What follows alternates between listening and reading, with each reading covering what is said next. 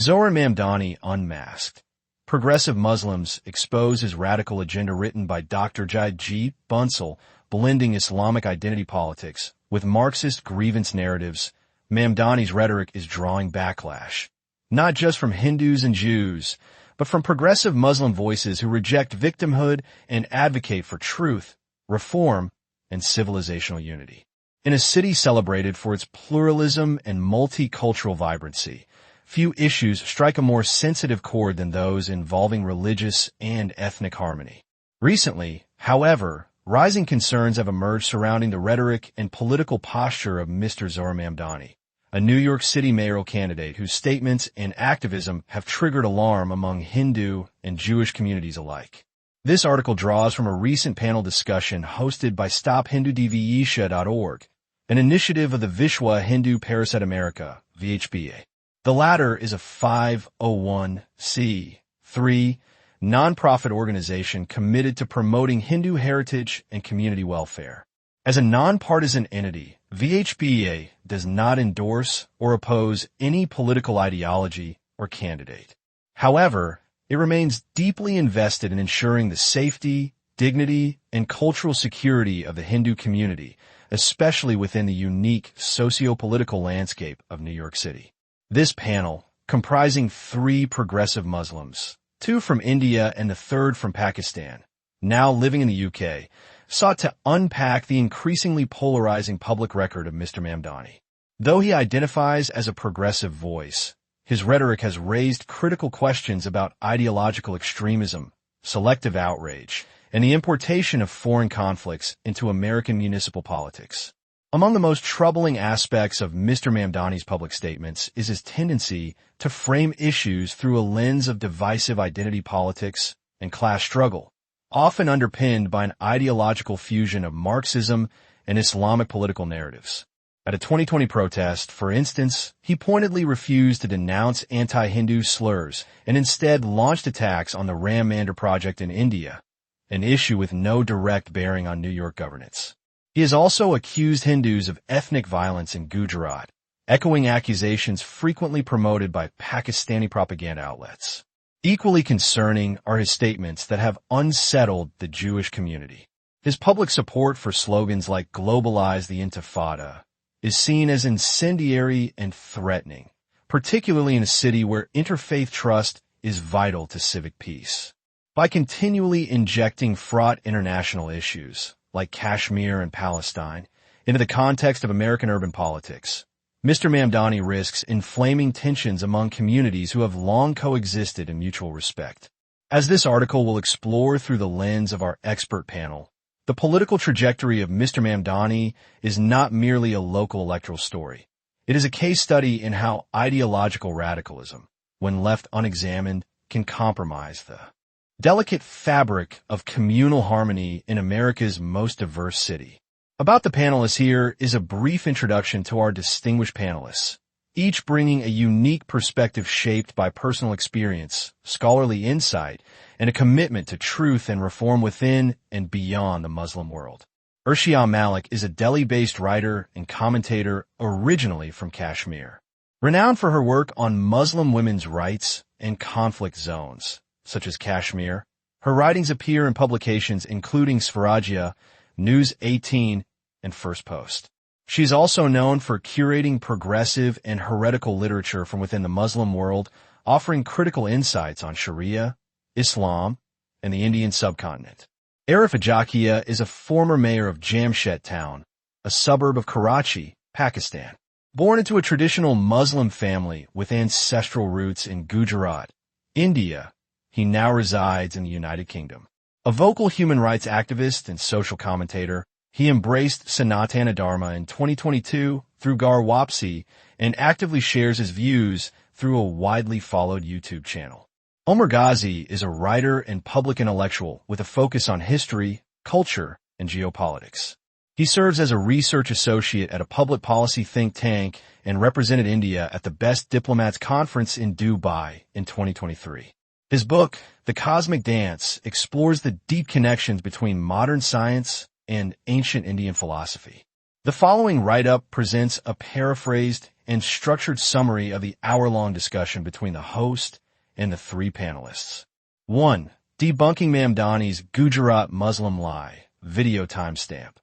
522. Host Zohran Mamdani has claimed that not many Muslims are left in Gujarat, implying ethnic cleansing. Arif G.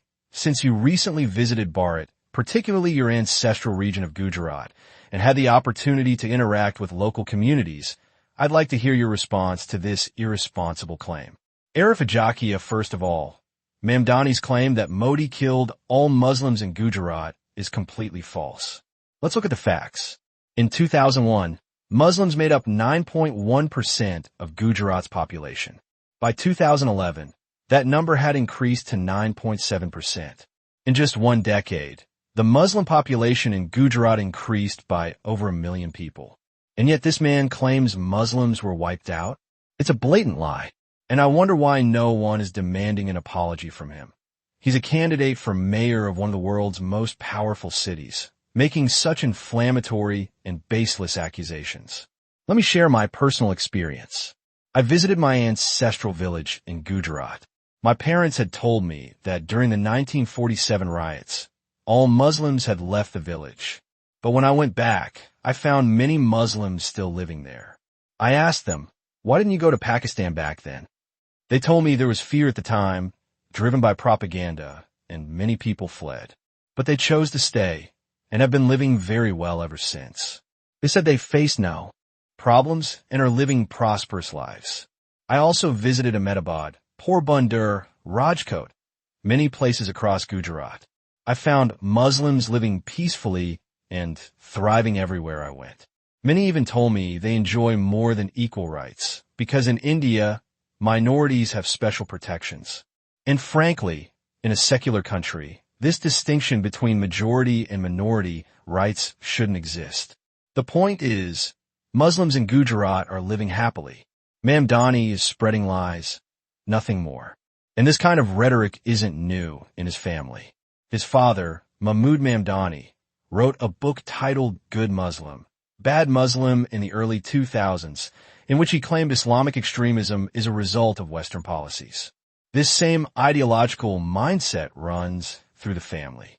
As someone who lives in London, I've seen what happens when such leaders take office. Our mayor, Sadiq Khan, has won 3 terms, but I've personally witnessed the decline of London.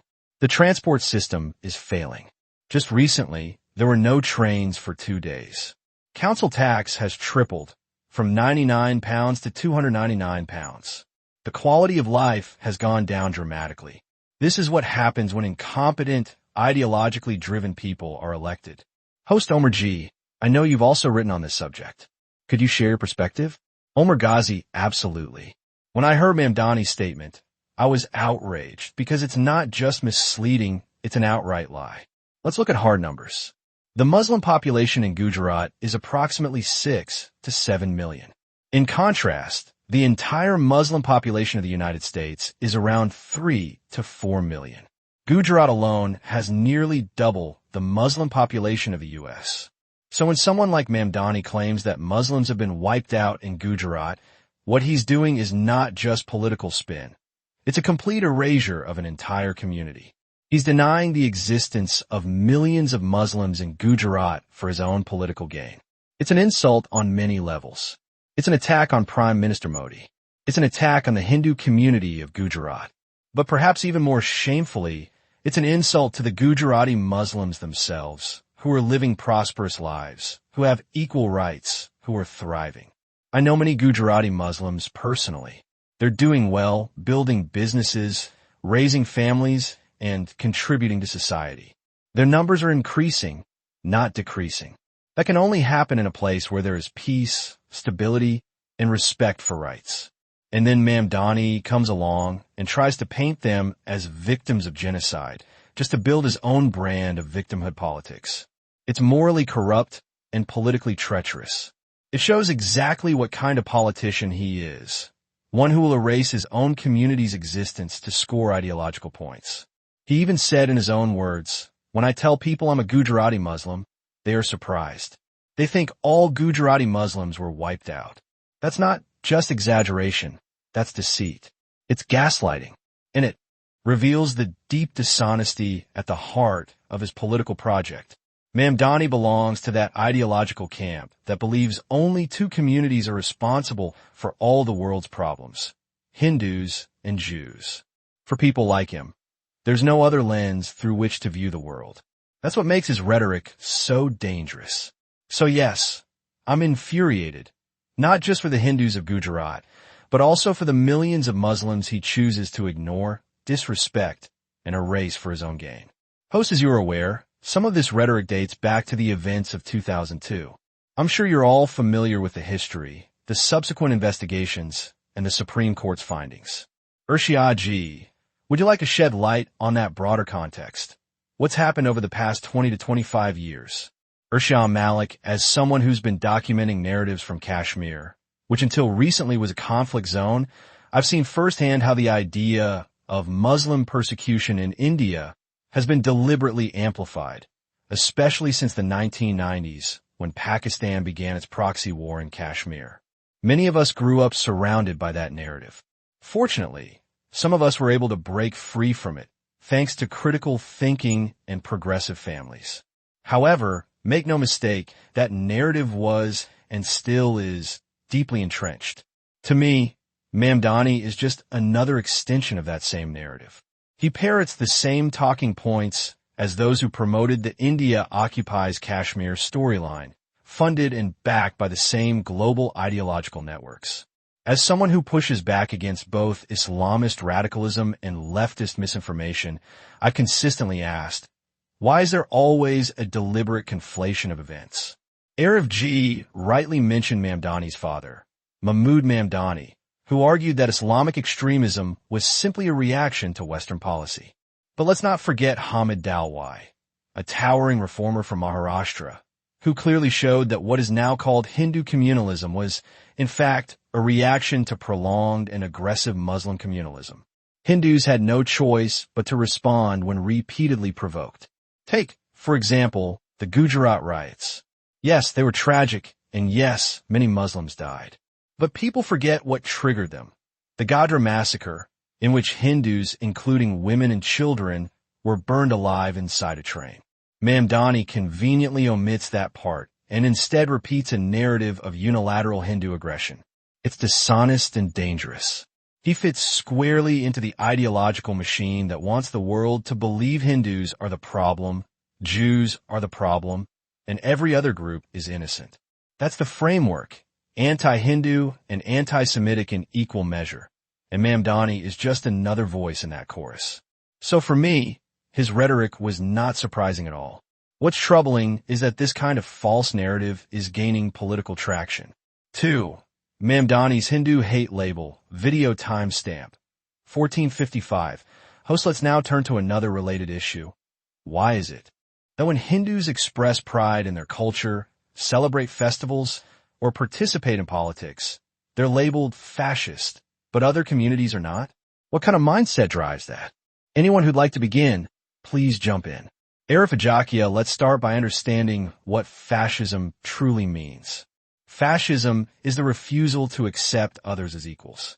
It's the belief that others are inherently inferior, worthy only of being ruled or oppressed. Now let's be clear. Hinduism teaches no such thing.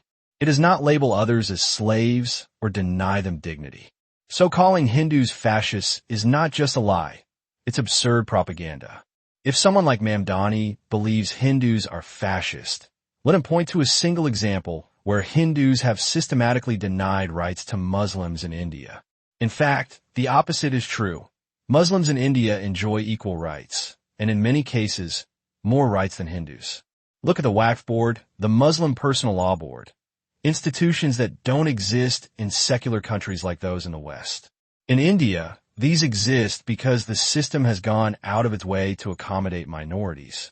So, this accusation of fascism is not just false. It's so ridiculous, it doesn't even deserve a response. Omar Ghazi, absolutely. If Hindus in India are fascists, then they're the most inept fascists in history. It's laughable. That's not how fascism works. Let's define fascism correctly. It's when a government system denies basic constitutional rights to segments of its population. In today's India, if you look at the legal and civil structure, it's clear that minorities have not just equal, but often enhanced rights.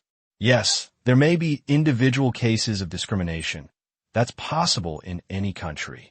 But systemic fascism? That's a lie. Take civil law, for example. A Hindu in India must follow a codified civil code. But a Muslim can opt out of the Indian judiciary altogether and resolve disputes according to religious personal law. That's unheard of in truly secular countries. Then there's the issue of waqf land. India has an enormous amount of land under waqf control. In theory, India is a secular country, so it shouldn't even have such a system. Ironically, even Muslim countries like the UAE or Saudi Arabia don't allow this.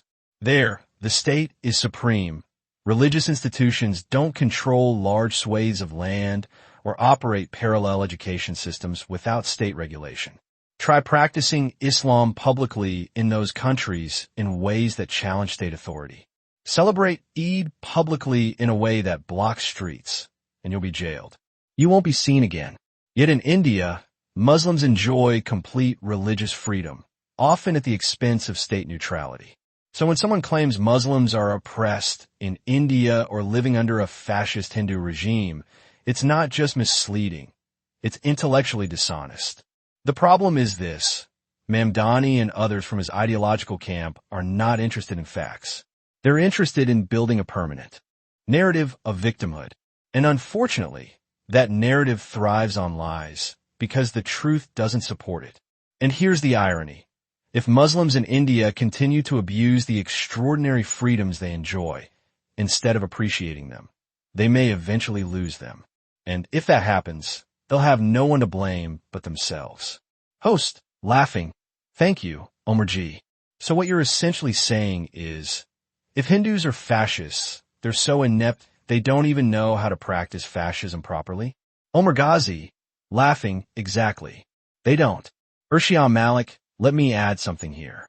I actually find it quite amusing, almost absurd, when practicing Muslims or those who identify as Muslims accuse others of being fascist or intolerant. I've spent years documenting heretics, dissenters, and apostates across different Muslim societies and continents.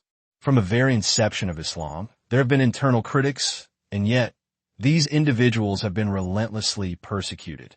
Mainstream Islamic societies don't even tolerate their own dissenters, let alone outsiders. Groups like the Ahmadis, for example, are labeled heretics and often face institutional discrimination in Muslim-majority countries. So, for Muslims to accuse Hindus of intolerance is ironic, because Hindus, by and large, do tolerate difference. Many of them even accept Muslims as fellow seekers of truth, just with a different approach to the divine. That level of pluralism simply doesn't exist in most Islamic traditions. It's baffling that in today's age, when we have access to so much information, technology, and awareness, people still fall for such blatant hypocrisy. Mamdani should have been called out long ago. But it's easy to label Hindus fascists, precisely because they're tolerant. They don't react with the same aggression that others might. So yes, as Omar said, Hindus may be the weakest fascists in history, if that's what you want to call it, because they've never actually practiced oppression. It's all propaganda, a narrative that's been pushed for decades. Arafajakia, let me add to that. When I first moved to Belgium in 1990, I had a dispute with a local social worker, a blonde woman, and I, coming from Pakistan, didn't really understand what the word fascist meant. So I called her fascist. She calmly explained to me that in Belgium, calling someone a fascist without evidence is actually a crime. That was a moment of learning for me. Now compare that with what we're seeing in New York. A mayoral candidate casually throwing around the word fascist with zero accountability. It's dangerous. If you really want to find fascism today, look at places like Pakistan, where minorities have no rights. Look at Afghanistan or Syria, where Christians, Druze, and other minorities face open persecution. Fascism, as it exists today, is overwhelmingly found in Islamic societies, not in Hindu-majority India. Omar Ghazi, I'll add one more example that really highlights the double standards. Take something as simple as religious fasting.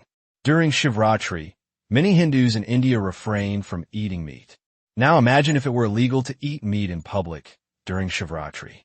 Wouldn't that be seen as Hindu extremism? But in several Muslim-majority countries, like Jordan, Morocco, Kuwait, Qatar, Afghanistan, and even parts of Malaysia, it is illegal to eat in public during Ramadan. It doesn't matter if you're fasting or not. Even tourists can be fined or jailed. So, let's be clear. If you're caught eating during Ramadan in these places, you will be prosecuted under the law. That is state-enforced religious compliance, which is far closer to fascism than anything you'll find in India. Arif Ajakia, yes. And just yesterday, in an ISKCON temple, a man walked in with KFC chicken and began eating it inside, knowing it was a vegetarian space. When I mentioned this to a Muslim friend, he said, "What's the problem?" I told him, "Okay, let's try the reverse. Go eat pork in a mosque and see what happens." Omar Ghazi, exactly. If you want respect, you must also show respect. It has to be mutual. And that's the fundamental issue with this kind of double standard. 3. Cry Islamophobia, Muzzle Critics, Video Timestamp, 25:47. Host that leads us perfectly into another term that's been weaponized in recent times, Islamophobia. Now, of course, every community deserves protection from hate. But when the term is used to shut down valid criticism of extremism, anti-Hindu hate, or internal problems within the Muslim world, it becomes dangerous. What's your take on how the term Islamophobia is being used today? Irshad Malik, I'll go first, since I've written extensively on this. First, let me correct the terminology. The more accurate term would be anti-Muslim bigotry or Muslimophobia. Islamophobia is a term that was coined by the Muslim Brotherhood. Its primary purpose wasn't to protect Muslims from hate. It was designed to suppress dissent within the Muslim community, especially from reformers and heretics. Over time, it evolved into a tool to shut down criticism from outsiders as well. If a non-Muslim questions any aspect of Islamic theology or politics, Sharia law, gender roles, intolerance toward other faiths, they're immediately branded Islamophobic. Yes, there's been anti-Muslim bigotry, particularly post 9/11. That's undeniable. But as we discussed earlier, much of the communalism from other groups is a reaction to Islamist extremism. And Muslims need to accept that hard truth. There are over 56 Muslim-majority countries in the world, and every single one is grappling with some form of extremism. In Africa, groups like Boko Haram push the same ideology as Hamas, ISIS, or the TRF in Kashmir. That kind of synchronicity across geographies isn't a coincidence. It points to deeper ideological issues in the theology itself. As I mentioned, the Muslim Brotherhood shifted its operations westward after being banned in Egypt.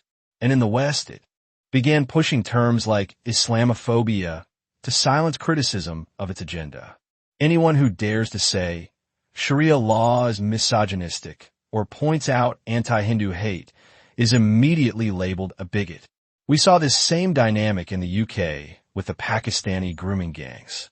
Authorities took years to act, not because they didn't know what was happening, but because they were terrified of being labeled racist. That's how powerful and dangerous this label has become. Mamdani is just the latest in a line of individuals who have weaponized this term for ideological purposes. And we must call it out for what it is. Host, does anyone else have a view on this? Omar Ghazi, yes, very quickly. The term Islamophobia really irritates me. It's misleading and manipulative. It's a mind game. Let me explain. Suppose an academic respectfully critiques some aspect of Islamic theology, something scholars routinely do with Hinduism, Christianity, or Judaism. Immediately, some in the Muslim community respond by saying, "The faith is perfect. The problem is with the people." So the scholar adjusts. "Okay, I respect the faith. Maybe the issue lies with the followers." Now, that becomes anti-Muslim bigotry. It's a no-win situation. Heads you win, tails I lose. If you critique the faith, you're Islamophobic. If you critique the people, you're bigoted. There's no space for rational conversation. This constant deflection from faith to people and people to faith shuts down any chance of honest dialogue. And the term Islamophobia itself is a favorite tool of the political left. It allows them to feel morally superior while shutting down debate. But it's ultimately a meaningless, manipulative term. Erasure Malik, I can illustrate exactly what Omar said with a personal example. In 2016, I wrote an article published in The Nation in Pakistan about how the hijab was enforced in Kashmir. It went viral. The backlash from both Kashmir and Pakistan was immediate. I was labeled Islamophobic. But how can I be Islamophobic when I'm a Muslim myself? The hijab wasn't a voluntary choice for us. It was imposed through threats and violence.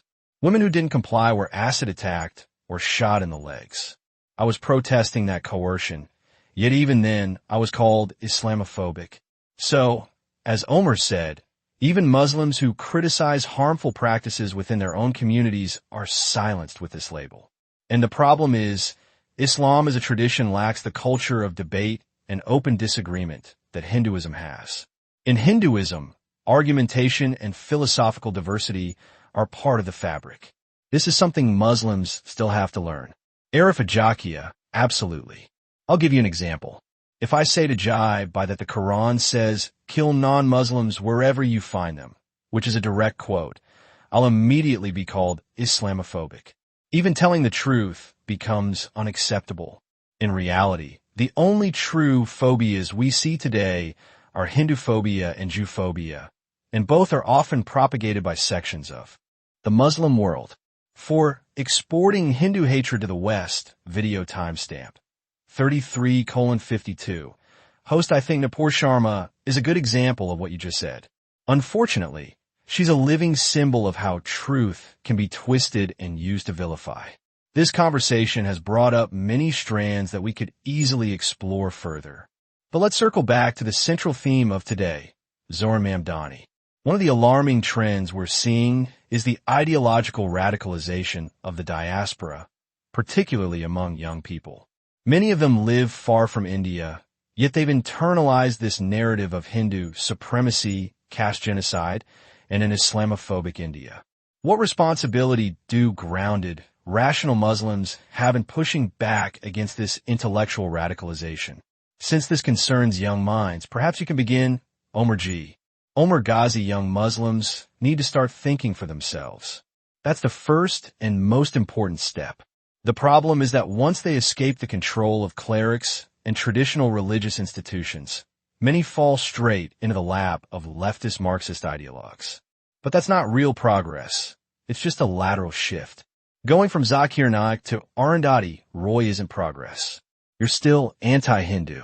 You're still steeped in Muslim victimhood. You're still carrying anti-Semitic baggage. Nothing has fundamentally changed except maybe your personal habits. You might stop offering namaz or start going to clubs, but your worldview remains deeply hostile to the Indic ethos. So don't fool yourself into thinking that just because you read a few postmodern books or attend pride parades that you're suddenly enlightened. Political radicalism, cloaked in progressive language, is still radicalism. Zohran Mamdani is no better than a Hamas spokesperson.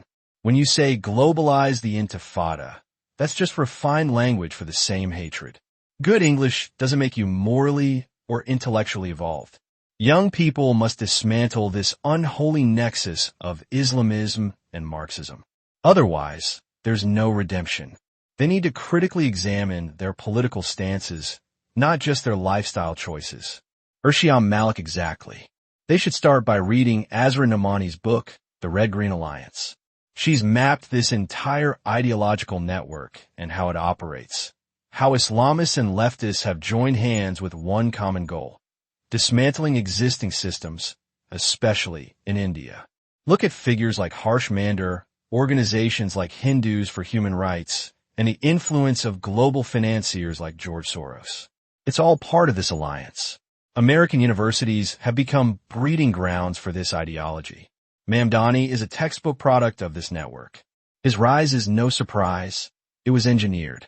Young Muslims must first recognize that such a network exists. Then they need to understand that both Islamists and leftists have their own agendas.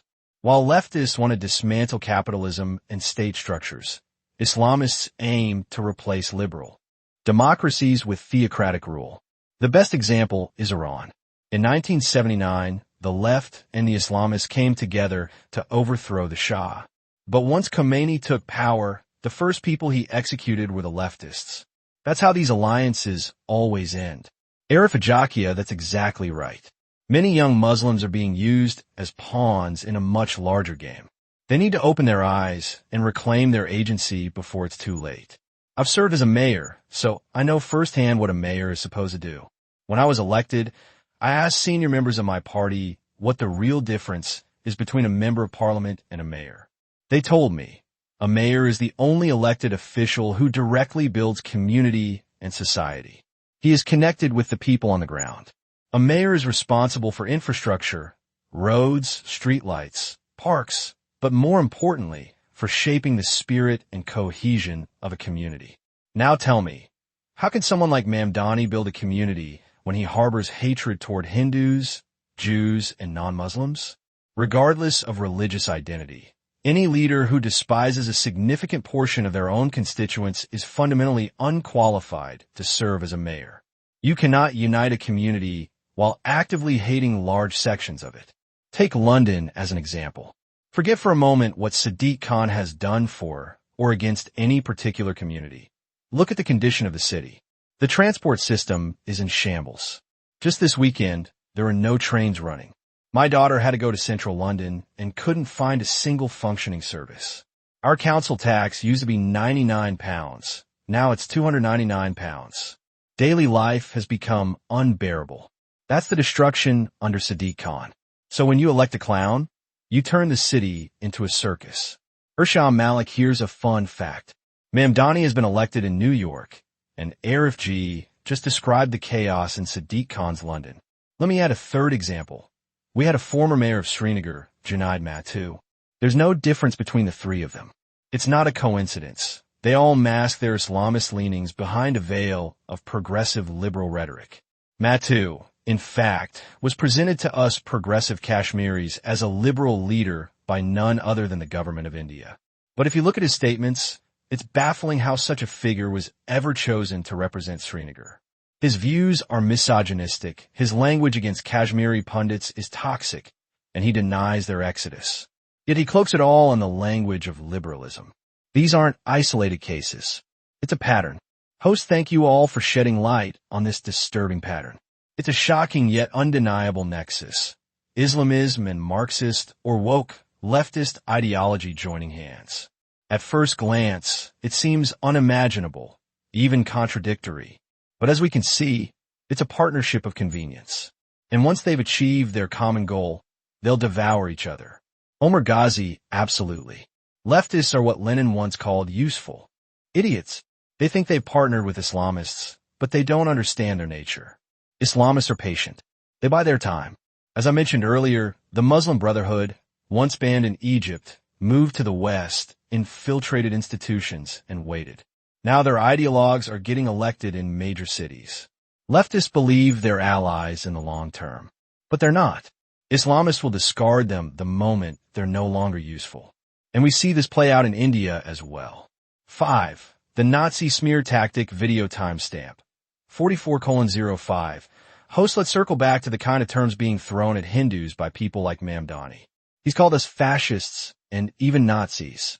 I don't want to repeat his script, but I'd like to ask you, as progressive thinkers, what would you advise Hindus to do in response to these kinds of malicious, absurd narratives?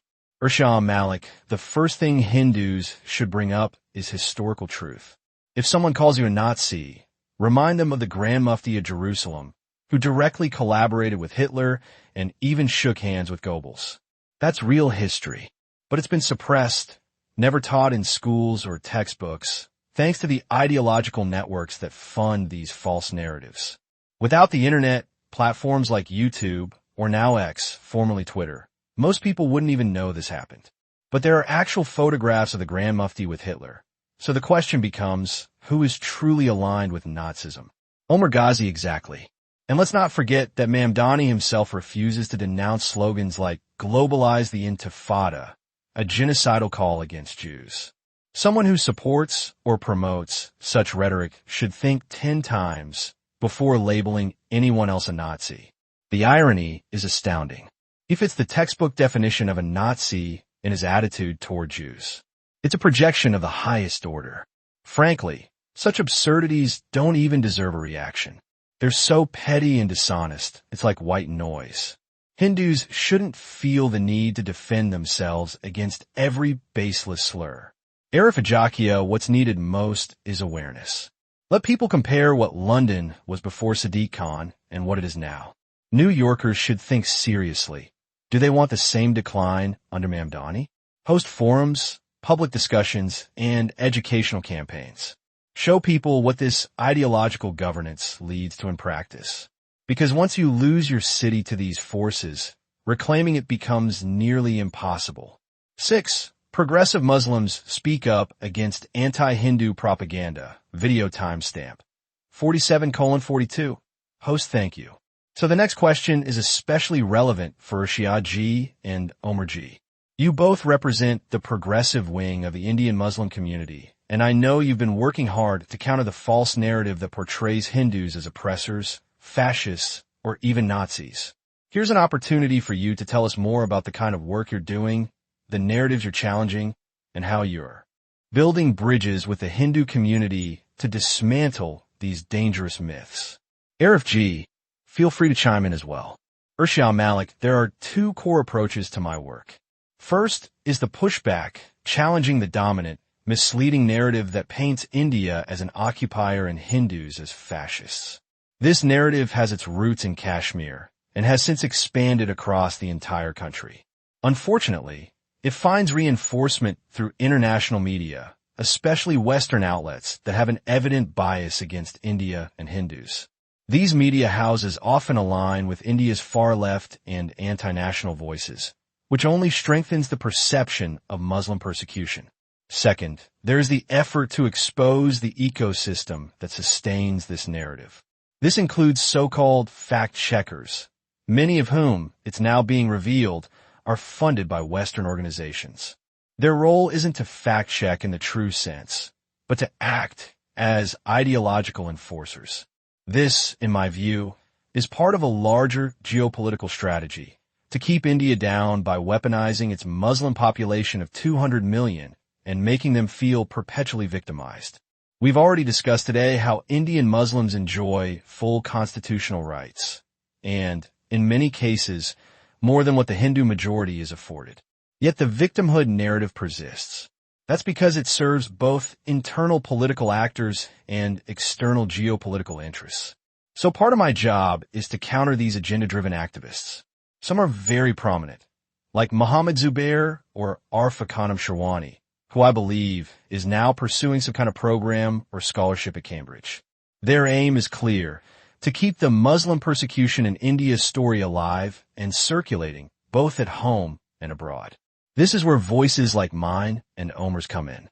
We push back directly, especially on platforms like X, formerly Twitter. We constantly engage, challenge, and expose these narratives. And importantly, we tell the Hindu community, look, this is coming from within the Muslim community. It's not what it looks like from the outside. You're being vilified unjustly. Only someone from within the community can say this with credibility. Only we can expose the falsehoods about Gujarat. For instance, the same lies that Mamdani spreads when he says there are no Muslims left in the state. So, to summarize, my work is focused on two goals: push back against false narratives and disinformation. Hold accountable those agenda-driven activists within our own community. Now, ideally, the Indian state should be more assertive in dealing with such misinformation. But India is a liberal democracy, and it rightly refuses to behave like Turkey, Russia, or China. In Turkey, journalists are jailed. In Russia, dissenters are silenced. China runs modern-day concentration camps for Uyghur Muslims. The horror stories from there are unspeakable. And yet, we never see these Indian Muslim activists say a word about China. No protests, no. Condemnation, just silence. That tells you everything. Their outrage is not rooted in justice. It is selective, strategic, and ideological. So, yes, my work is about narrative correction and community accountability. And I'm sure Omar can expand further on a roadmap ahead. Omar Ghazi, yes. I also follow a two-point approach. The first, and perhaps the most fundamental, is that I completely reject the idea of victimhood. I have never called myself a victim, and I never will. For some reason, leftists absolutely cannot stand that. But I don't say it to provoke, it's just the truth. And I can objectively prove it. Let's not go back 500 years to talk about invasions and barbarism. Let's just look at recent history, partition and the freedom struggle. The fact is, a majority of Indian Muslims in undivided India voted for the creation of Pakistan. Many of those who stayed behind did so for convenience, not out of loyalty. Later, they pretended it never happened. But the reality remains. Most Muslims who remained in India supported the Muslim League. After that, the Hindu code was codified, but Muslim personal law was left untouched. What emerged was effectively a small Pakistan within India, especially from a judicial perspective. Then came a Shah Banu case. The Muslim community had the power to pressure the Indian state to overturn a Supreme Court ruling. That's how much political clout it wielded. Minority welfare schemes, exclusive rights to manage institutions like AMU, the existence of a separate ministry for minority affairs, a waqf board with vast land holdings, and even government salaries for imams. These are privileges that would be unthinkable in most secular nations. There was also the Hajj subsidy in place for years and madrasas funded by the state, while Hindu temples are under government control. So, after all this, what more do you want from a country that has been extraordinarily accommodating? To then turn around and claim victimhood is not just false, it's morally corrupt and completely treacherous. So my first principle is clear. Indian Muslims are not victims. The second issue is one of identity. There is a deep identity crisis within the Muslim community. Who am I? This is not just philosophical. It's a question of national and civilizational belonging. You don't identify with the Indian civilization. You refuse to accept that your ancestors were Hindus, even though you look exactly like your Hindu neighbors. Instead, you try to identify with Turkey, Saudi Arabia, or Afghanistan. But you don't look like them. You don't speak their language. You don't share their culture. So what are you? Neither fully Indian nor fully foreign. And that inner conflict breeds frustration, which often leads to radicalization. Then, in an effort to resolve the identity vacuum, many turn toward the global Muslim Brotherhood, trying to find a sense of belonging there. My approach is simple. I refuse to identify with the invaders, whether it's Babur or Aurangzeb. Why should I? I'm not their descendant. I don't have Turkish or Uzbek blood. I have Indian blood. Do I subscribe to their ideology? Absolutely not. Babur hated Indians. He said we were uncultured and ugly. So why should I revere someone who despised my ancestors? Instead, I choose to identify with a beautiful Indian civilization, a civilization rich in music, philosophy, art, and tolerance. As a musician, I feel deeply connected to this cultural heritage. There's Advaita Vedanta. There's Charvaka philosophy. There's a millennia-old tradition of debate and dissent. Hindu thought is scientific, intellectual, and inclusive. I'm not saying one must become Hindu to appreciate it. You can remain a devout Muslim, offer your namaz, believe in Allah, but at a cultural and philosophical level, you can still embrace the beauty of Indian civilization. What's stopping you? So my two core principles are reject victimhood and identify with the Indian civilization because it is your own. To this, I would add a third principle, be nationalist. Nationalism doesn't mean jingoism. It means abiding by the Constitution, respecting the law and order, and working for the nation's welfare. If you do that, you're not betraying your religion. You're strengthening your civic and human identity. Of course, I've faced backlash from both my community and the left. However, I'll continue to speak this truth because I believe it's the only way forward. Urshiyam Malik, 200 million Indian Muslims should look up to role models like Dr. APJ Abdul Kalam, Paramveer Chakra Awardi Abdul Hamid, or reformers like Hamid Dawai. Not to Babur or Aurangzeb is exactly the point. That's the future we should all be building toward. Host RFG, you've made it your life's mission to speak about Sanatan values, and you're deeply connected to them now. What's your perspective on this? How have you been approaching these issues? Arifajakia, I completely agree with everything Omar Bai just said.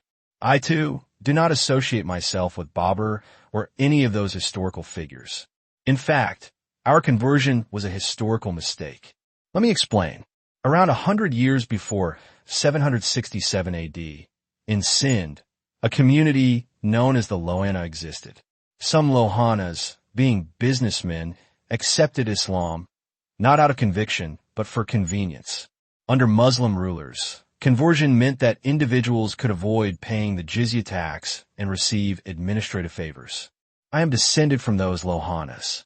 Later, a Muslim ruler from Gujarat invited these Lohanas to migrate and do business, and that's how our families ended up in Gujarat.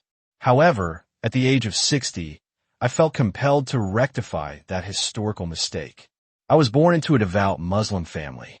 I performed 7 Hajj pilgrimages, hundreds of Umrah. My only brother is a senior member of the Tablighi Jamaat in Karachi. My nephew is an imam of a mosque. Yet, I made this decision. Why? Because before I die, I want to make it clear that my ancestors made the wrong choice, and I have every right to choose differently. I don't judge anyone for practicing Islam, Judaism, or any faith. But I, too, deserve the freedom to choose the path I believe is right.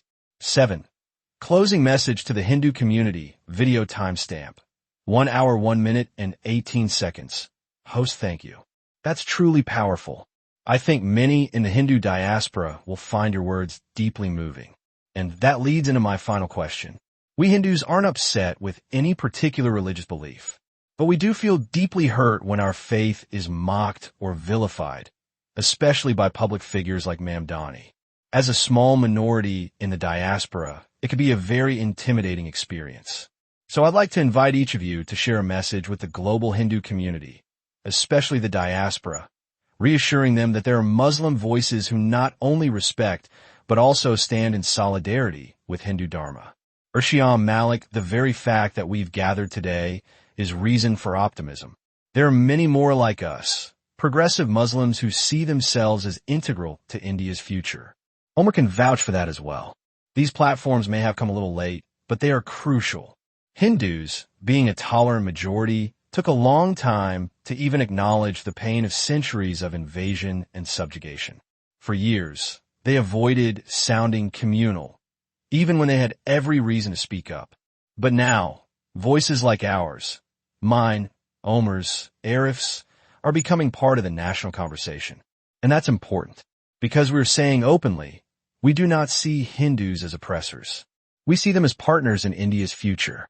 India aspires to become a Vishwa guru, and we see ourselves as contributors to that vision. Unfortunately, the loudest voices right now are the so-called agenda activists, but make no mistake, progressive Muslims exist. Our voices may be quieter, but they are steady and sincere. I've seen Omar evolve, and I can confidently say that he is now a beacon for youth, not just Muslim youth, but any young person searching for clarity and conscience. Host, thank you, Urshia. Omar, the floor is yours. Omar Ghazi, when it comes to the Hindu diaspora, especially in the United States, I like to offer some clarity. People like Zohran Mamdani speak from a place of deep insecurity and jealousy. Indian Americans are among the most successful communities in the U.S., from Silicon Valley to academia, entrepreneurship to medicine. They are role models. Mamdani and those like him, instead of learning from that success, choose to vilify it. Their hatred toward Jews stems from the same place, jealousy. A small Jewish population has achieved extraordinary things despite immense adversity. Instead of admiring that, they seek to discredit it. Mamdani's rhetoric is the product of ideological indoctrination, a toxic mix of Islamism and Marxism. He doesn't speak from a place of authenticity or lived experience. He parrots narratives crafted in ideological echo chambers. So I urge the Hindu diaspora not to internalize his hate. See it for what it is, projection and propaganda. And remember, there is much to learn from the success of your own community. Be proud of that. Stand firm in it. Host, thank you. Omar G. Arif G., your closing thoughts? Arif Ajakia, my message to the Hindu diaspora. is simple. Stop being naive. Stop compromising on everything in the name of tolerance. You've adopted these countries as your home.